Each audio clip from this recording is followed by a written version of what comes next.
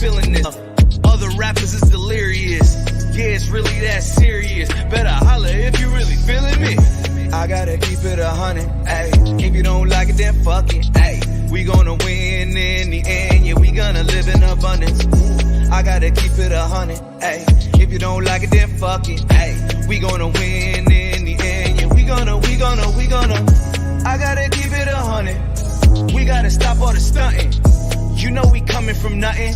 Yo, you talking about money, you bluffing. We gotta do something different. We gotta change how we live in. We gotta do better for women. We gotta do better for children. We gotta listen to victims, whether Jewish or Muslim or Christian.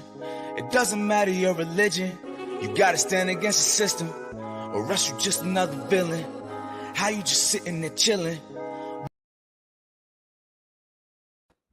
Hello, everyone. Happy Juneteenth, everybody. It's a federal holiday now. It's honestly the only good thing that Biden has done so far this whole term. So I want to thank him so much for making it a federal holiday. And it's 2 days from my understanding, the 19th and the 20th. So that's pretty cool. And I have returned. I haven't had a new episode in like 3 weeks. Wi-Fi issues, rescheduling with everybody. It's just insane. So I'm glad to be finally back.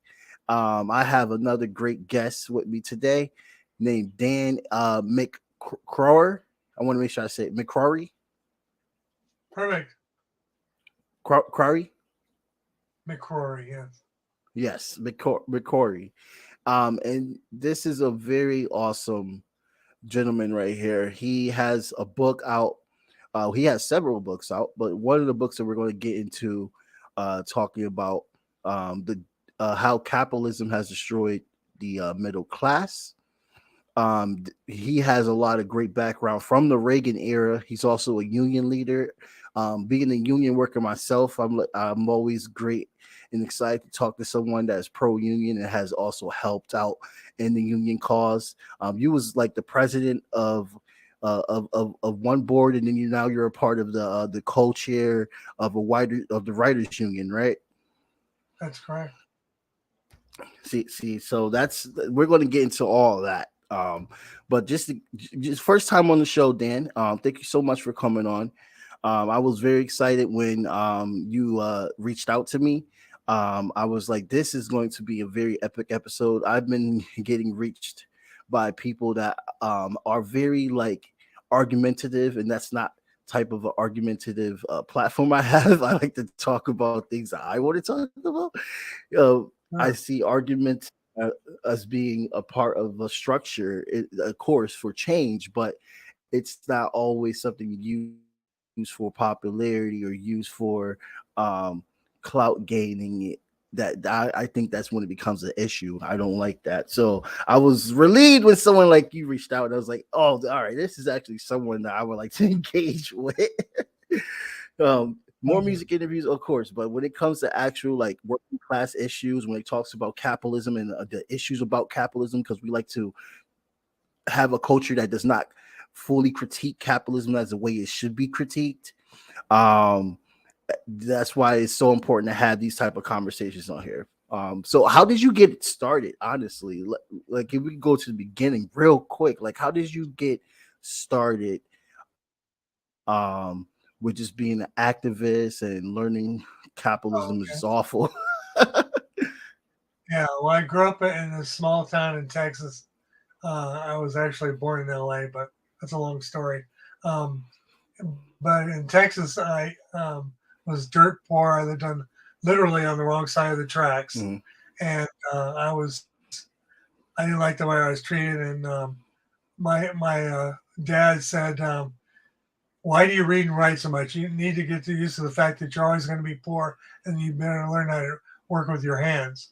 Luckily, I didn't listen to him because I knew that I wanted to communicate with the world and know more about how I could have influence over my own destiny as a worker and as a middle class person. Actually, I wasn't a middle class back then, so I moved in my last 3 years of high school. I moved in with my grandmother in Denver, And then all of a sudden, all sorts of opportunities opened up, and I realized I was now a member of the middle class. So she eventually told me, go apply to work at the phone company. So went to work for the phone company, and that's when my eyes were starting to open. And I saw a lot of things because I was there. The air traffic controller strike that Reagan came in on the heels of. He said, "I'm going to help you guys if you help me get elected president." They helped him, and he helped him out the door. He said, "You either report back to work tomorrow, or you don't have a job anymore." And that was the beginning of um, horrible treatment for working class folks. Wow. So Wow. was that? So real quick, I had to turn my camera off because I'm having connection issues. But we're talking about with AT&T. So AT&T, was it originally named SNET back in the 80s, or was SNET a company that was bought by AT&T? Because my mom used to work for SNET that was bought by AT&T for 25 years in Bridgeport. But so No, I I've always never thought it heard was of called SNET. SNET. Oh, okay. I know. I know that about 1983, there was a final settlement of a lawsuit against AT&T by a company called MCI, WorldCom. MCI wanted in the long distance market, and at the time, that was where the big bucks were coming from as far as AT&T was concerned. So they blocked every chance that MCI had to get in there. And finally, MCI filed a federal lawsuit against AT&T to allow them into the market. And 1983 was when the judge finally made a decision, but by then MCI was gone. Wow. Yeah. So would you say that well, that's the big question. I want to break it down a little bit. So growing into this company, because this phone company, I can definitely agree with, just off of hearing my mother's grievances. I was out there on the picket line as well too with her as a little kid. I guess you could say that's my first exposure to working class struggle as a child.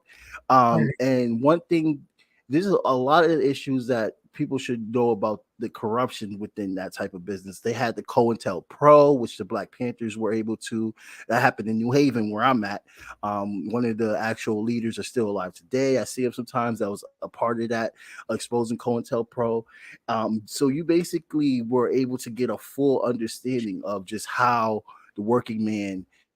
I want to dumb it. I want to make sure it's like very simple for people of just how the working class was just being exploited, and how they were doing dealings with corrupt politicians like someone like Reagan, who basically is the president that is known for the start of the destruction of the middle class.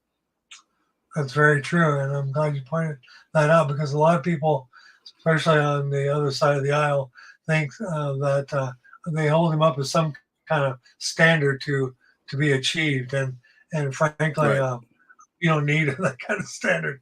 We need to have the working class back in the driver's seat. And one of the things I discovered when I was writing this book was something called the Powell Memo. Are you aware of the Powell Memo? Mm-hmm. Maybe. I'm not good with names, but I'm good with like understanding. 1971, the U.S. Chamber of Commerce went to this judge who, up till then, his claim to fame was representing cigarette companies before the Supreme Court, saying that cigarette smoking is not addicting. So this Chamber of Commerce guy came to Lewis and he said, we hate the fact that all these hippies and all these Vietnam vets are coming back saying the only reason why we're still in Vietnam is because corporations are making money hand over fist. He said, I'm tired of the bad thing that's going on. So can you write us up something that we can change this? And so Powell wrote this 19-page memo saying, do this, this, and this. Get into the schools. Let them know your message. Complain if TV show makes you guys look greedy, all that kind of stuff. And it's been very successful over the last 40 to 50 years. And what I did was I suddenly realized after doing a few podcasts with folks that this is the key to saving labor and saving the middle class is take that document, gut it, and make it about us instead. And 40 years down the road, you'll see that people are talking about, oh, that company was horrible because they laid off all these people instead of watching the stock rise because they laid off all these people. So yeah. I think this, and I call it the McCrory Manifesto because I'm the only one talking about it so far. I've tried to spread it, the word to all different unions so that they can see that this is a no-brainer solution. We already know it works because corporations do it. If we basically steal that for our side, then we can have the same kind of success, and that's what's going to save us. So basically, this is a system that corporations use to bail themselves out. Yeah, and it started. One of the suggestions was to create think tanks. So they created the Cato Institute, something called ALEC, which stands for American Legislative Exchange Council. And what they will do is all these corporations, they write up a bill that they want passed. They'll take it to one of the state legislatures and to one of their friends and say, we need you to pass this. Just put your name on as author and we'll get it passed. And they call in favors and they get things that are pro-business, anti-worker legislation passed, and they keep moving it up until they make it a federal law. And it's hurting us. And I think if we can find a way, which is this way, to change the conversation so that we're dictating this stuff, then we can save us all. Right.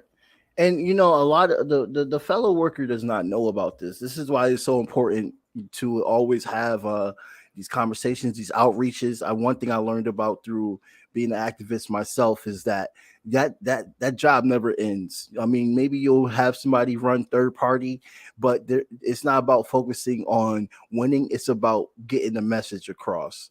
You may not have won in the votes, but how many people have you reached? How many working class people have you reached? And then one day, maybe that person that heard you will be the one that can help light the fire even more. Like Ocasio-Cortez, as flawed as she may be, but or Bernie Sanders. There's a lot of people within my own party that have been running for years and also just being a part of a lot of union and working class movements, just showing their face 24/7, to the point that that people now understand more and more, and that's what all sides, that's what everybody, they have to expose this government, because that's one thing that we can't agree on as working people, that working people have a lot of issues that are in common. And once you start seeing the in common issues that we have, instead of seeing the divisive issues that we have, that the government likes to show off, or the media, the mainstream media, not real journalism, likes to show off, but we have so much more in common. When you, I'm so glad your eyes are wide open and you see this stuff, because one of the things that we have to do is inform and educate more of the middle class on what's going on, and you get it, and I really appreciate that. Yeah, thank you so much. Like I said, I was really looking forward to this conversation, because it's literally just showing my audience as well too how important, and a lot of people don't think that common way. If I could just go into how the American ideal is totally different from people overseas. The American ideal is individualistic. The American ideal makes you think that you're going to end up being rich one day, but somebody has to be that worker that gives, that builds the wealth. It's the worker that builds the wealth. The rich man is wealthy because he has exploited his workers. For instance, I read, I can't even think of where I learned this quote from, but profits are the unpaid wages of the proletariat. So it's time for the proletariat to take that power back. It's time for Americans to understand that it's not about individualism. It's about community. It's about building up your working class. It's about giving your community power. And that's something that we don't see as as being preached here, but in other countries, a lot of people talk about how important it is. Like for instance, like Chinese families, you can learn from them. They're all about family. They're all about taking care of their family. They're all about making sure their kids are well off with benefits and have a good job. Those are important things. It's not about, oh, you're going to become a billionaire and take over the world as we think that Americans will do one day. But no, it's all about just being able to live a comfortable, healthy life. and not want for anything, because Right. if your all your needs aren't being satisfied, if you don't have a roof over your head, enough food to eat, things like that, that can ruin your whole life. For instance, like Yep. I said, I grew up poor, and that, I hate to admit it, it traumatized me. It made me Hmm. realize that every moment of the rest of my life, I'm going to be trying to prove myself as being worthy.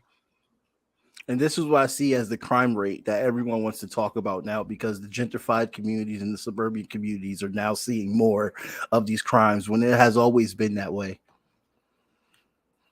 Oh, I think he just got booted out by it for a second. But that's perfectly fine because he's gonna come back. um, oh, in between, because I'm definitely gonna edit this out.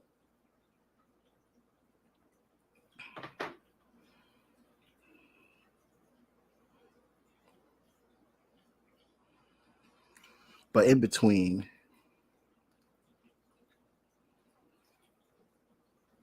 all right. Don't know what happened, but we're back. Yep, you're back. Awesome. We were talking about just the importance of not wanting to just thinking, the stars don't align for everybody. So this is why it's important to have people understand the only true power that you get is working power. In your book, because forgive me, audience, I have not gotten a chance to read Dan's book. I just spoke to Dan a few days ago, and we set this up very fastly. But I'm going to read it. Um, what are some tools? Well, not tools, but some examples within your steps of the 25 steps of how capitalism was destroyed. What are some examples that you have written about that you can highlight that people could get a full understanding? One of the things that people need to understand is how our police got to be so militarized. And Yep. there's something called Project 1033 that started back in Nixon's era. It was supposed to be to fight the war on drugs. And they signed a thing that said that the Department of Defense had to sell some of their surplus to local law enforcement at bargain basement prices. So all of a sudden, Wow. all of a sudden you've got, for instance, not just in law enforcement either. They actually sold something like 61 AR-15s to LA Unified School District. They sold them What? three grenade launchers, and none of these things come with training, by the way. So, and that's you're seeing that all over the country. They get these things for really cheap, and then they think they're SWAT or something. There used to be one or two SWATs. Now they're all over the country. So, and they wear these flak jackets, and the claim at the time was that the bad guys have better weapons than we do, but things have gotten really out of hand, and we don't need paramilitary folks guarding us. What we need is to have community-based policing again. That's the Yeah. answer. Yeah, I totally agree with that. Especially, I'm almost at the point. I'm at the point where we could do like other countries that have thrown out the police department and created a whole new system of public safety. Whether they just redid the police department and got rid of all the corrupt people, or they create a whole new public safety system, because they're afraid to even go into a building and save kids from a school shooter. Like, they're afraid to do that, but they'll easily kill someone that's unarmed and say, I feared for my life. Like, A that's few, just insane. yeah, a few years ago, I went on a ride along with the LA Police Department, and they saw that this building had broken into or something like that. So they pull up, and all of a sudden there's every cop car in the region, 8 cop cars and 16 police all jumping Jesus. out. And it proved to be a false alarm. But that's what they For do. a break-in. They cluster like that. And meanwhile, things are going on somewhere else. And because all the police are over here investigating this one thing. It's crazy. Yeah, I asked the cop about that, and his excuse was, "Well, everybody receives that one call." Okay, all right, that could be fixed. Just Exactly. you don't have to just say like, "Oh, everybody receives that one call" as your excuse. No, just find out who's over there in the area. It's not that hard. 2 seconds, and then you get 10-4. Exactly. Yeah. That's how it's Oh, supposed I to could go on forever about police, man. Like, oh, that's great. That's what we're talking about. What else you got? be. Well, let's see. There's I've told you about the Powell memo, and like I said, Mhm. that seems to be a real crucial thing, and I'm really Very trying to important. spell that one. I There's this whole thing about we actually in this country, whether or not they choose to acknowledge it, we have a caste system like they do in India. In India, however, Mhm. though, you're born into a certain caste and you're forced to stay there the rest of your life. And we're sort of that same way, but supposedly you have a chance to achieve more and move up the ladder. But it's Mhm. still very controlled and very rigged against folks like us who Right. who weren't born with a silver spoon in our mouth, and we don't have a bunch of frat brothers who will get us a job on a corporate board, those kinds of things. Right. These people still believe something called eugenics, which says that the reason why they're at the top is because they're somehow physically and morally superior to us. And Right. that got debunked a long time ago, but it keeps coming up again and again by people who want to be in power and stay in power. A lot of workers I have had conversations with have given me, I wouldn't say majority, but a few of them has given me that type of perspective that they feel that a billionaire is only a billionaire because they're smarter, because they work harder, which is not true whatsoever fucking ever, but it's all right. Like I tried to explain to this guy one time let's just talk about Bezos real quick. He's like, Okay. well, Bezos wakes up every single day working hard, grinding 24/7. I'm like, well, he probably did that when he first established Amazon, but Bezos is not in those Bezos is not in those factories. He's not there at those warehouses where workers are literally like almost like get dehydrated because the lack of breaks they get. He's not Yep. seeing none of the work conditions that they go through and how important it is to have a union here. He's playing golf. He's with his hot new wife. He's on a nice little yacht or somewhere. His yacht has a yacht.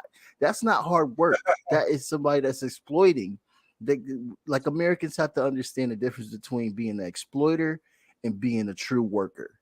Yeah. An entrepreneur could be a true worker, but an entrepreneur will quickly become an exploiter because that is their next level. that's just the way it is. The current model of grow is not sustainable, and I think some folks are starting to realize that, and they're looking at ways that we can have businesses but do important things like feed the world. Right. Elon Musk is part of that whole mess. Especially Elon, when you make enough money that you can solve world hunger. And it's yes, just a fraction off of how much you make a year. exactly. How many billions do you need? Right. But Elon Musk, I got an interesting anecdote that I heard, and supposedly it's true.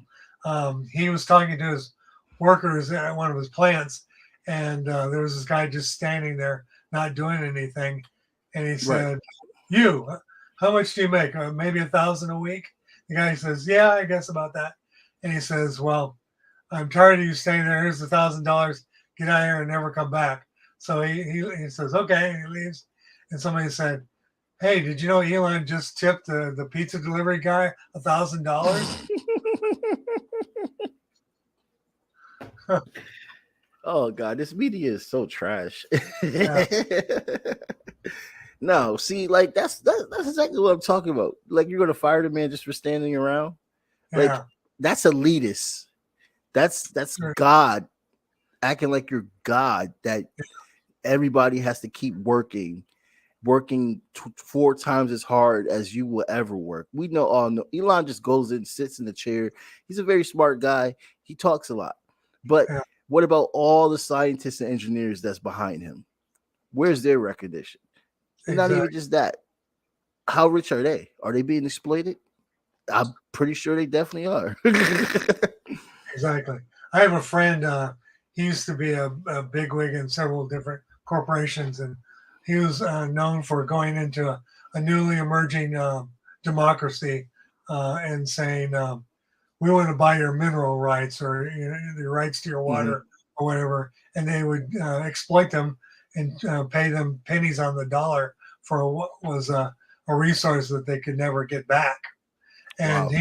he said got to the point where he couldn't sleep anymore. So he came into Myanmar before the coup and said, "I want to help protect your resources." So he set up shop there and taught the lawyers in Myanmar how to negotiate for better prices and to not just sell the whole um, resource to whoever offered the most money because, like I said, they would never get that back. Hmm. Yeah, So, that's definitely something that we do a lot here. yes. Yep. Um, I think almost every single billionaire has their hands on just exploiting countries. Just even the most recent thing with Bolivia, I'm not shocked that lithium was such a huge commodity for Elon. And once a working class president gets elected and they finally get rid of that cool nonsense, you see the stock in Tesla go down because they're gonna have to figure out where else they're gonna get more lithium. Because That's unless very true. they play the ball with Bolivia instead of exploiting Bolivia, which is not an American ideal. Like this is why I'm so big on being against the military because a lot of people think that we're there for protecting people when we're really there just to get resources and take things from them, like heroin that we took from Afghanistan, and I'm not heroin, opiates that we took from Afghanistan. Now all our kids are strung out. Exactly. And oil. How many wars do we have to go to over? God, yes. Putin prices. Apparently, a president from Russia can dictate the prices here in America. Yeah, yeah, I mean, can we? I think that's a big part to talk about right there because I have lost my mind on that as well too. Because my issue is that these liberals, and I'm just going to say the term, these liberals, they literally go on social media and they got their little slogans, and one of their big slogans is now the president doesn't dictate the gas prices. I feel like they need to learn their history because Nixon himself, before they even did it in World War II, he set the prices at a certain level so it could counter inflation. Biden can also do that as well too. They just keep giving him a pass when he can do better. He's just using Russia as an excuse for his failures, and it's showing in his like approval rating that it's not working. no, actually, I would disagree with you on that point. I think that the Okay. Republicans, because remember when he first came in, he was a breath of fresh air from his predecessor, and he Mm-hmm. had really high marks at first. But the Republicans are really good about packaging a hit on somebody, and that's what they've managed to do with Biden because he has a stutter that he's had all his life. So he looks like he's got mental issues when it's not mental issues; it's just a speech problem, and they've Mm. been able to capitalize on that and make him look like he's got one foot in the grave and the other foot on a banana peel. But he is. I was impressed. I'm a Bernie guy from way back, and I wanted Bernie because he has bold ideas. And for instance, college tuition. People complain Yeah. about that. because they say, "Oh, you're going to let these rich kids have their money back," but that's not what it's about. It's about investing in our youth, and like other countries do, and so that we set ourselves up for success down the road. And Mm-hmm. and instead, we've adopted this capitalist model that says, let's make as much money and put them in as much debt as we can, and make them pay for their education.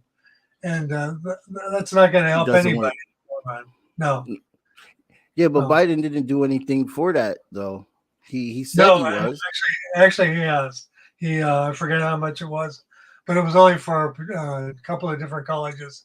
And what we need is across the board, of course. Oh, And all right. Well, I guess you could say that's changed, but I mean, I don't. I just don't fully appreciate him saying Putin this, Putin that, when the gas prices have been going high before he was even elected.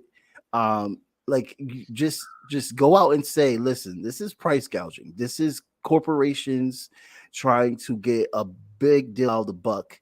And I don't get why he won't take action like a corrupt president like Nixon would have done to keep the prices set to counter inflation.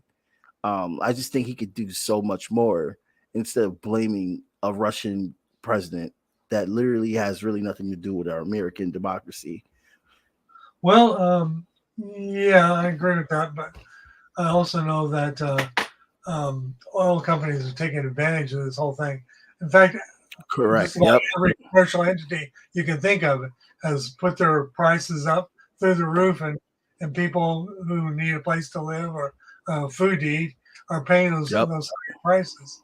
And part of that is the oil companies are, taking advantage of the situation. So, but he's trying to resolve it by taking more of our reserves out, and there's only so much of that as Yeah, there's only so much. yeah, resources again comes into play, and we need to have another way of dealing with this. And some people see that it's a push to get us into electric cars and all that, and that's actually not a bad way to go. But Germany has taken an approach where the way you get people into electric cars is to drop the price, Hmm. because if you drop the price, more people are going to buy them now, and it won't seem like you're trying to push them into it by uh, skyrocketing the price of gas.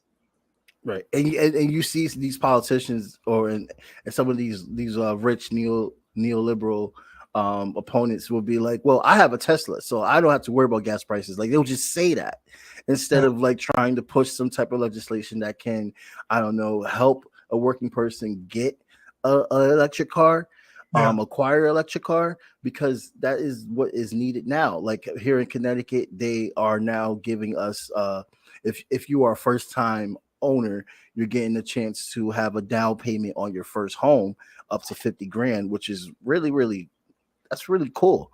yeah. These are the type of incentives that they can do for working people, because they are always giving out these incentives on a greater scale for corporation, and now corporation is embedded within our government, I think, since Reagan.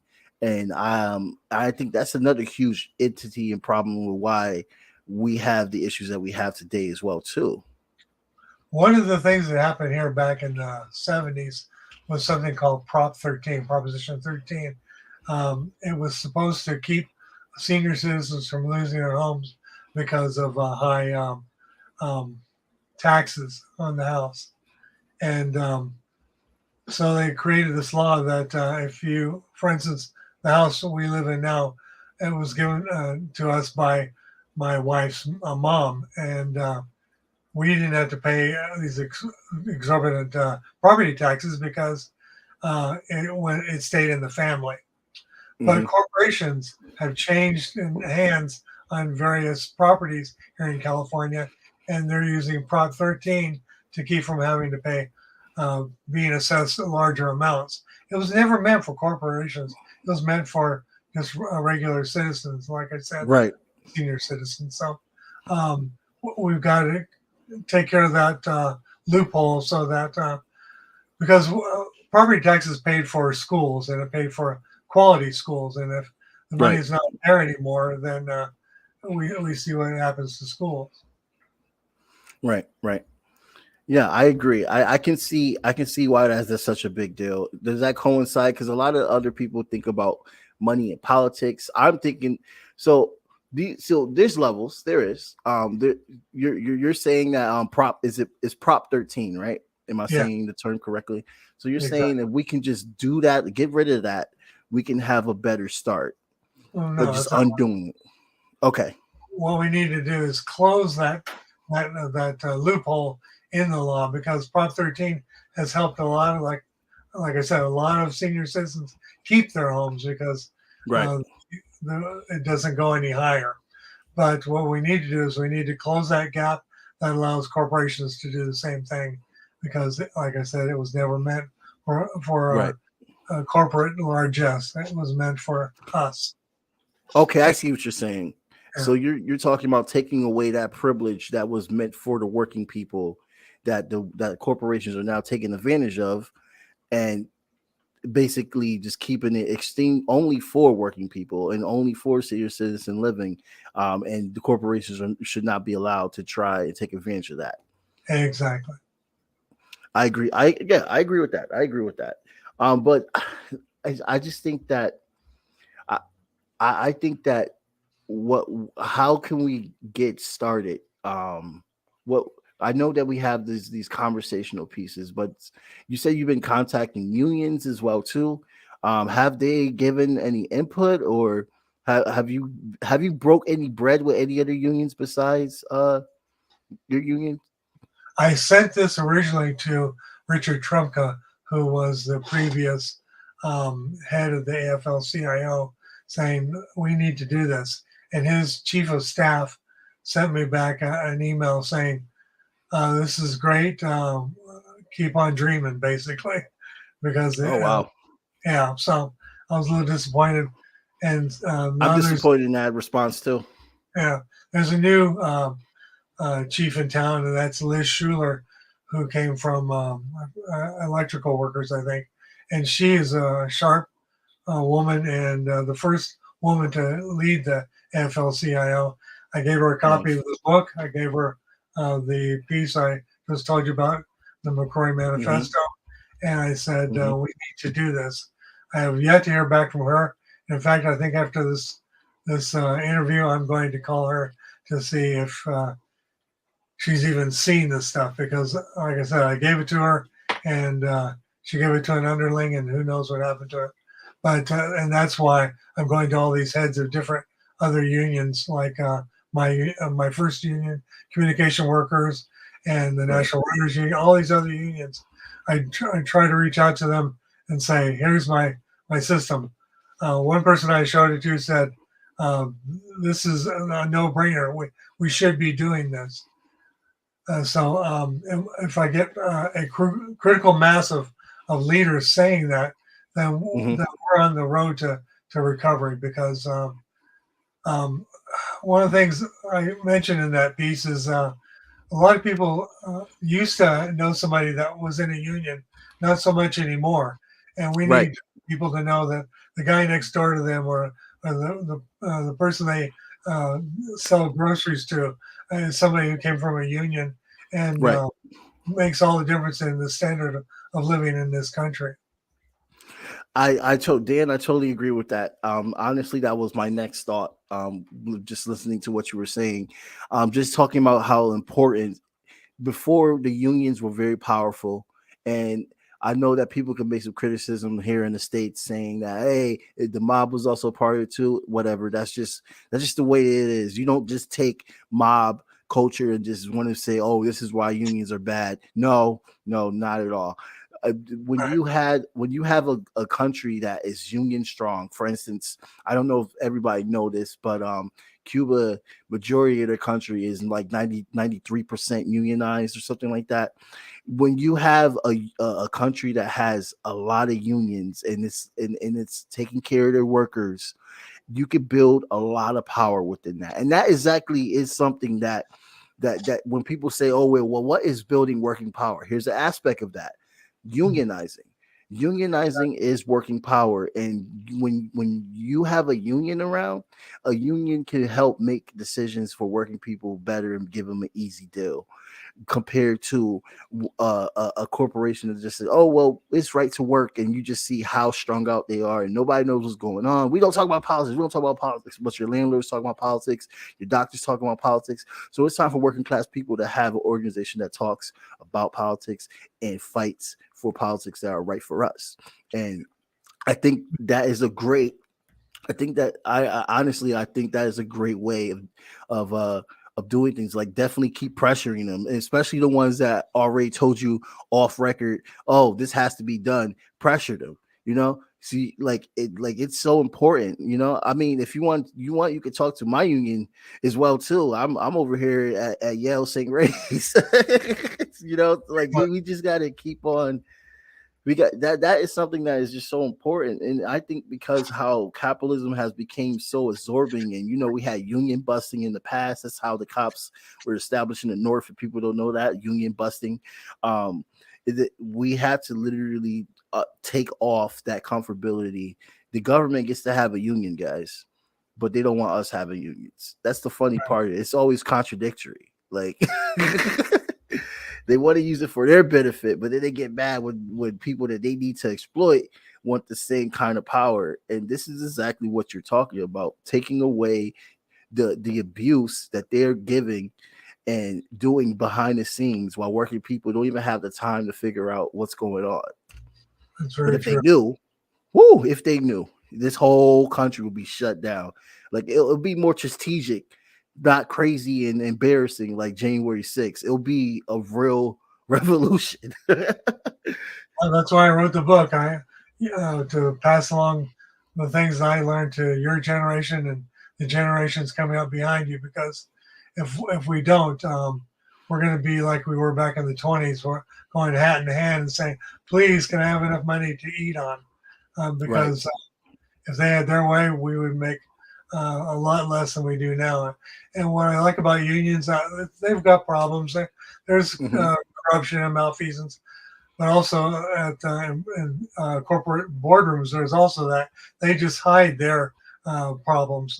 We go out and we're doing perp walks to jail if we catch somebody who's taking the members' money or things like that.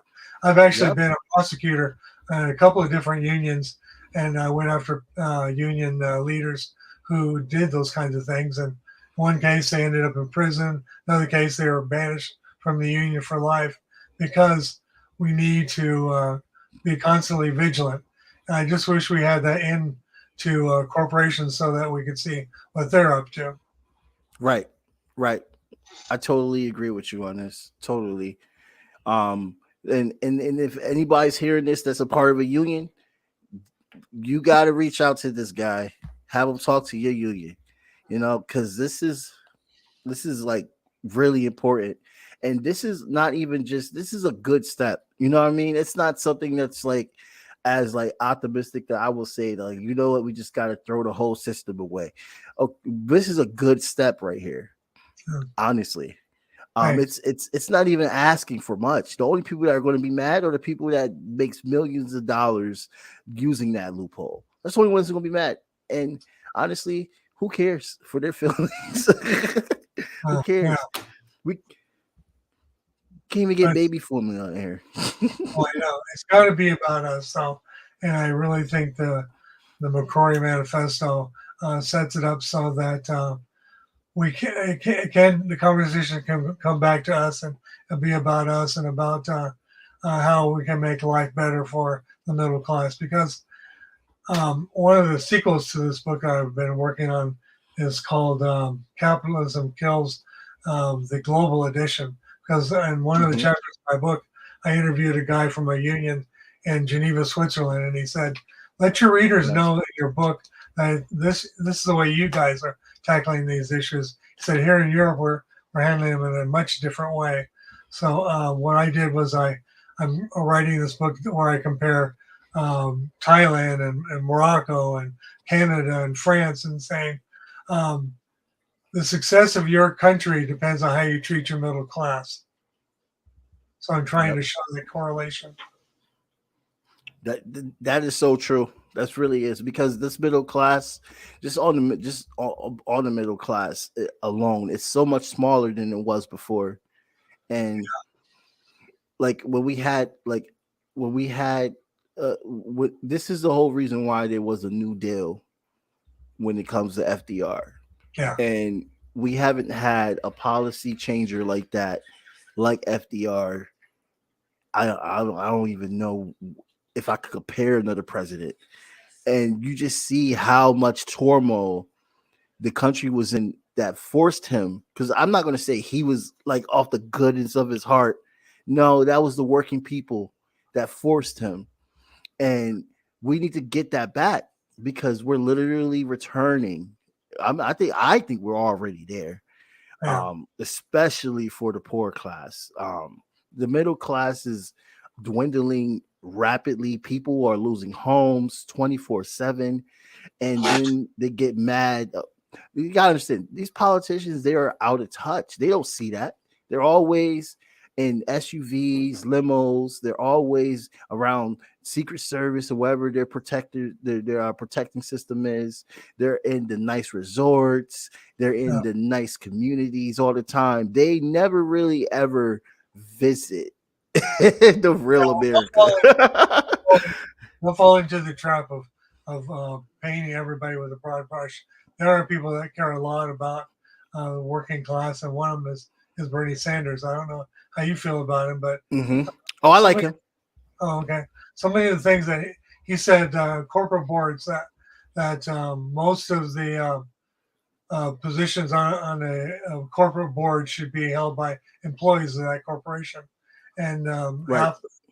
more than half the stock should be owned by people that work for that company. So these are real simple things. And I think where Bernie screwed up was insisting on the title of a democratic socialist. There are still people in my generation who freak out every time they hear the word socialism. And Oh, if I know. I'm an FDR Democrat, then people would go, "Oh, I understand that." Yeah. I know. I'm not afraid of that word, but that's only because I come from a generation where it's more softer. But Exactly. back in the day, it was a witch hunt. If you, that's why Martin Luther King literally was like against ever mentioning it or putting it in his speeches or anything. But he'll literally rank on capitalism real hard, sound like a straight up socialist. Yes, exactly. And I think that's okay. I think that so often we see the socialist parts of our country, which includes our police department, fire department, schools, all that's for everybody. That's socialism. And hmm these corporations do stupid things like 2008 with the housing bubble. And before that, there was the savings and loan crisis of the 70s. There's hmm something that comes along every 10 years or so where the socialist side of our nation has to bail out the capitalist side. And a lot of people don't realize that we're the ones saving it. Also, as far as taxes go, Right. the poor don't pay taxes because they don't make enough money to pay taxes. And Right. the rich don't because they have lawyers to help them find loopholes.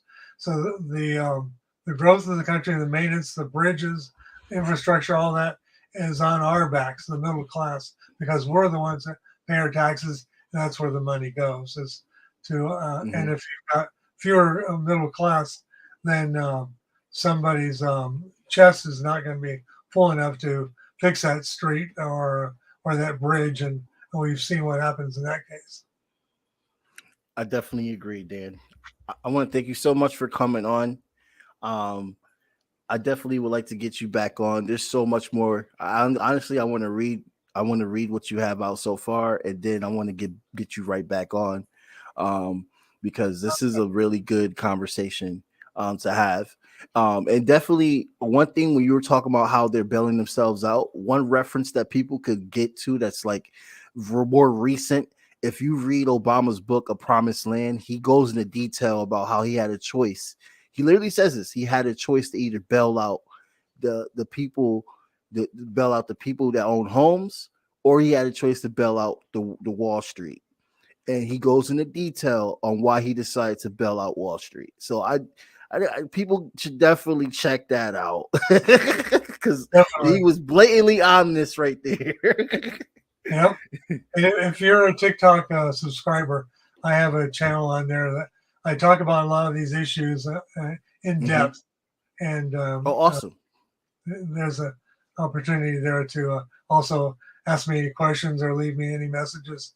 Know what you're seeing, and I use the feedback for my next book. So anything you want to let me know about, I'm ready to have that conversation. Oh, thank you so much, Dan. Can you send me the link to your TikTok, and I'll definitely send it in the description for people who can check that out as well too. I will do that. All right. Let me see. I want to make sure I have my thing set up here. So yeah, I want to thank everybody for coming on. Everybody. I do want to thank you, Dan, for coming on. And I want to thank everyone that's listening. I hope they enjoyed what we had to talk about, and I hope that there's a lot of information to definitely seek out Dan's books. He has a manifesto, and then he was also talking about the death of the middle class. He has so there's 2 books, just to be clear, that we were just covering just now. And then he also has a 3rd book that is a sequel to the Death of the Middle Class book, right? Yeah. Or is it Capitalism Kills, the Global Edition? Yeah. So definitely look out for that as well too. This is some really good literature that people should read. Everybody should know about this. Just as much. I feel like it should be just as big as Karl Marx's literature. How big that is now. Everyone's doing study groups into that. A lot of my friends are. So I'm flattered. definitely. Oh yeah. Oh yes, because these are conversations that we got to keep having as a community. We got to be political, guys. We don't have to always be like, oh, we don't talk politics. We got to change that culture.